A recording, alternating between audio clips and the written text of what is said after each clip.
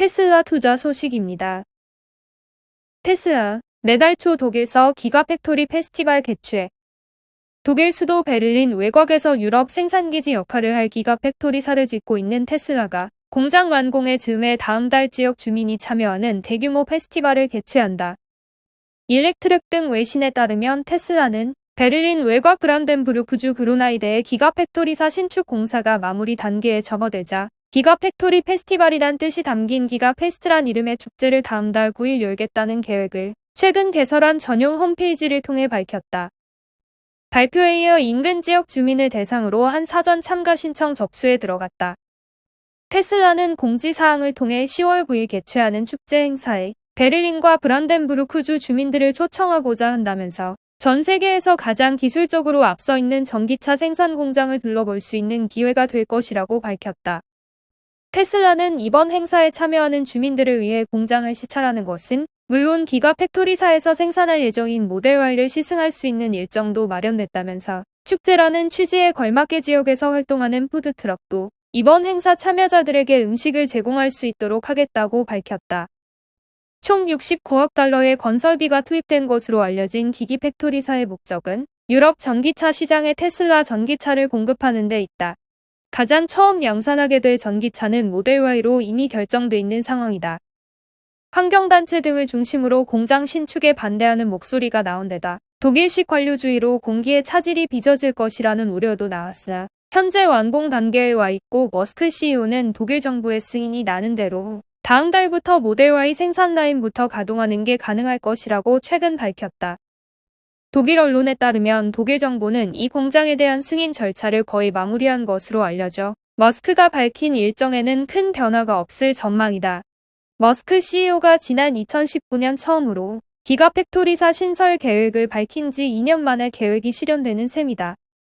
다만 테슬라에 따르면 공장 전체가 완공된 것은 아직 아니어서 모델 Y 생산 라인부터 가동하고 나머지 생산 라인은 올 연말까지 완성될 예정이다.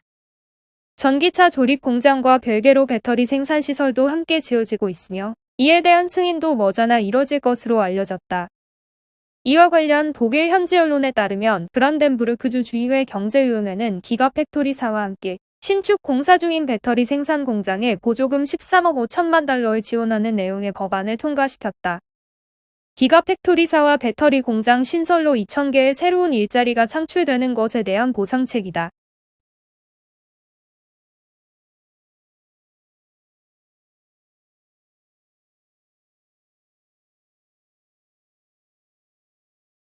애플 투자 소식입니다.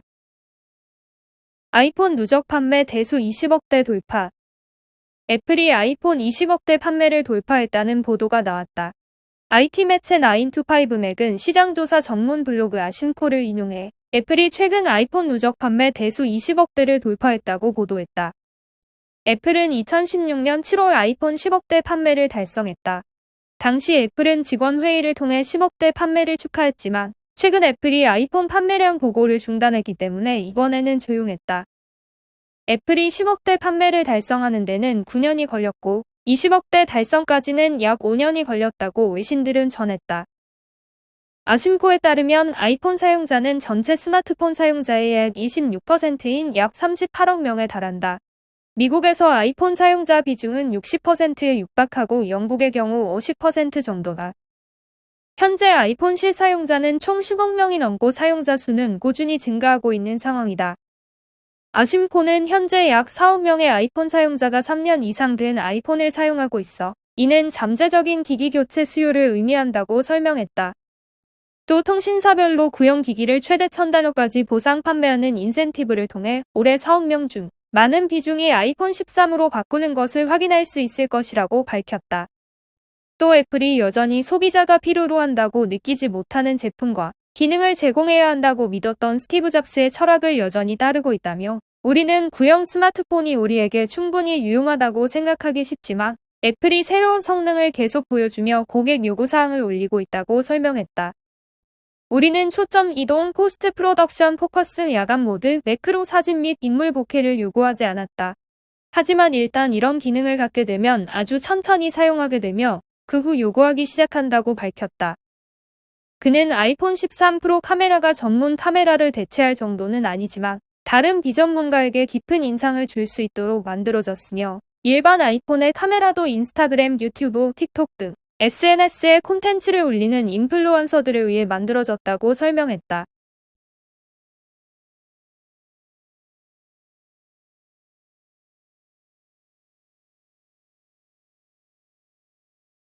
루시드 모터스 투자 소식입니다. 미 괴물 전기차 심장에 K배터리 담았다. 미국 전기자동차 제조업체 루시드 모터스가 1회 충전으로 837km를 달리는 괴물 전기차를 선보여 세계 전기차 시장에 도전장을 냈다. 여기에 국내 배터리 제조업체 삼성 SDI와 LG에너지솔루션 배터리가 탑재로 K배터리 위상도 높아졌다. 로이터 통신 등 외신은 미국 환경보호청이 23일 K배터리가 탑재된 루시드 전기차 에어드림 에디션 레인지 모델에 520마일 주행거리 등급을 부여했다고 보도했다. 이는 EPA가 현재까지 인증한 전기차 가운데 가장 긴 거리다. 루시드는 테슬라의 최장 거리 전기차 모델 S롱 레인지도 따돌렸다. 에어드림 에디션 레인지는 주행거리 405마일인 모델 S롱 레인지보다 115마일을 더 달릴 수 있기 때문이다. 에어드림 에디션 레인지는 16만 9천 달러에 달하는 고급 세단이며 모델 S는 미국 전기차 업체 테슬라 전기차 세단이다. 이에 따라 루시드가 내놓은 전기차는 일본 파나소닉 배터리가 탑재된 테슬라 모델 S롱 레인지 기록을 갈아치워 삼성 SDI 기술력이 기존 원통형 배터리 강자 파나소닉을 제쳤다는 평가가 나온다. EPA는 837km를 가는 에어드림 에디션 레인지 외에 에어 그랜드 투어링 세단의 516마일 주행 거리를 인증했고 에어드림 에디션 퍼포먼스 모델에는 450마일 이상의 등급을 부여했다. 이 모델에는 LG에너지솔루션 배터리도 탑재된 것으로 알려졌다. 삼성 SDI와 LG엔솔은 2016년부터 루시드의 원통형 배터리를 공급해왔다. 피터 롤린슨 루시드 모터스 최고 경영자는 EPA가 520마일 주행 거리를 공식 승인했다며 단순히 대형 배터리를 설치한 것이 아니라 한국 배터리 제조업체가 보유하는 세계 최고 수준의 배터리 기술력 덕분에 세계 최대 주행거리를 달성했다고 말했다.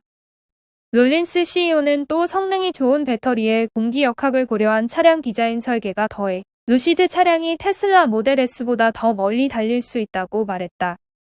루시드는 캘리포니아주 실리콘밸리에 본사를 두고 있으며 올해 말 고객에게 첫 상용 전기차를 인도하겠다는 목표를 세웠다.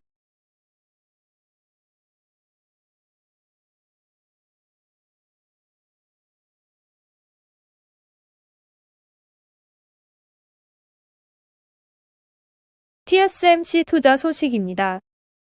세계 첨단 반도체 92% 생산 대만에 집중. 연중 무휴 24시간 가동. 전 세계 첨단 반도체 생산의 92%가 세계 최대 파운드리 TSMC가 있는 대만에 집중되고 있다고 니혼게이자이 신문이 23일 보도했다. 니케이는 이같이 전하고 이는 이상한 모습이라며 류더인 TSMC 회장이 세계가 대만을 오해하지 않기를 바란다고 말할 정도로 전 세계에서 고객이 쇄도의 반도체 쟁탈전을 벌이고 업계가 완전히 균형을 잃었다고 설명했다. 이어 대만 당국도 이례적인 대응으로 지원하는 것이 고작이라며 대만은 현재 신종 코로나 바이러스 감염증 대응을 위해 모든 비자 발급을 중단했지만 반도체는 특별 취급이라고 니케이는 전했다. 이에 한 일본 기업은 수백 명의 기술자를 대만에 보내 급속하게 늘어나고 있는 TSMC의 생산을 가까스로 지원하고 있다고 한다. 니케이는 하지만 현장에서는 비명에 가까운 목소리가 나오고 있다며 한 일본 기업 임원이 미국, 일본, 독일, 그리고 대만에서도 신주, 타이난, 가오슝 등 그들은 도대체 몇 개의 공장을 건설할 생각인가라면서 일손이 없어서 이대로는 반드시 펑크가 날 것이라고 말했다고 전했다. 이 임원은 TSMC 공장에서 무슨 일이 일어나면 세계 경제에 대한 충격은 상당할 것이라며 세계는 여전히 그 현실의 무서움을 모를 것이라고 경고했다. 실제 니케이는 TSMC와 소재 공급업체 직원들이 생산을 위해 밤낮 없이 연중 무휴로 일하고 있다고 밝혔다.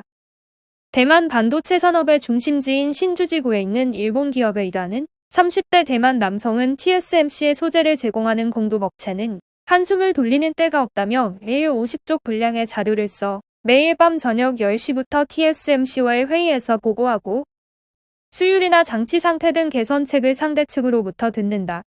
더 이상 견딜 수 없다고 말했다. 이어 그는 이렇게 우리가 어떻게든 TSMC 공장을 지탱해 조업이 계속되고 있다며 토일 관계없이 밤 12시, 아침 6시에도 TSMC로부터 전화가 오기 때문에 머리맡에 스마트폰을 두고 자는 매일이라고 밝혔다. 다만 이 남성은 그의 일상은 아직 괜찮은 편이라며 TSMC 임원의 긴장감을 상상을 초월한다고 전했다. TSMC의 최첨단 공장에서 부문장으로 일하는 50대 남성은 지난해 가을부터 이상이라고 할 정도로 성수기에 돌입해 휴일 없이 일하고 귀가가 매일 새벽 3시 넘어 회사에서 숙식하고 있다며 이렇게 공장이 빠듯하게 조업을 계속하고 있다고 말했다.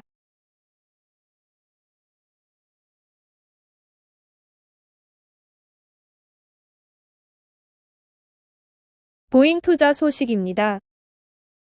보잉, 호주의 군사용 드론 생산 공장.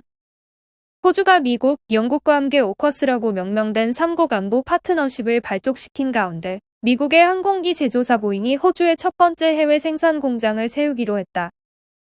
호주가 핵잠수함 개발에 이어 군사용 드론 공장도 유치함에 따라 대중국 견제를 위한 전진기지 입지를 강화해가는 모양새다. CNN 비즈니스의 보도에 따르면 보잉은 이날 호주 퀸즐랜드주 타운바에 군사용 드론 최종 조립 공장을 세울 계획이라면서 2028년까지 이 공장에서 3,500개의 새로운 일자리가 생길 것이라고 밝혔다. 타운바 공장에서 생산할 군사용 드론은 보잉의 호주 법인에서 설계한 로열 윙맨으로 현재는 호주 공군의 구매만 확정된 상태이지만 다른 나라 수출도 계획하고 있다고 이 회사는 설명했다. 보잉은 호주에 조립 전 부품 작업 시설을 두고 있으며 중국에서는 현지 판매용 737 맥스 기종의 인테리어와 최종 도색을 위한 설비를 운영하고 있지만 최종 조립 공장을 해외에 만드는 것은 이번이 처음이다. 보잉의 이번 조립 공장 설립 계획 발표는 중국 견제를 위한 인도태평양 지역의 새로운 3자 안보 동맹인 오커스에 참여한 호주가 미국과 영국의 기술 지원으로 핵 잠수함을 개발하기로 한 가운데 나왔다고 CNN은 전했다. 보잉은 737 맥스 운항 금지와 코로나19 대유행 등으로 민수용 항공기 시장에서 어려움을 겪는 가운데 최근 몇 년간 방산 우주 보안 사업이 가장 확고한 매출 부문으로 자리 잡고 있는 상태다. 방산 우주 보안 사업 부문의 매출은 지난 2018년 이후 매년 260억 달러가량 기록하고 있다.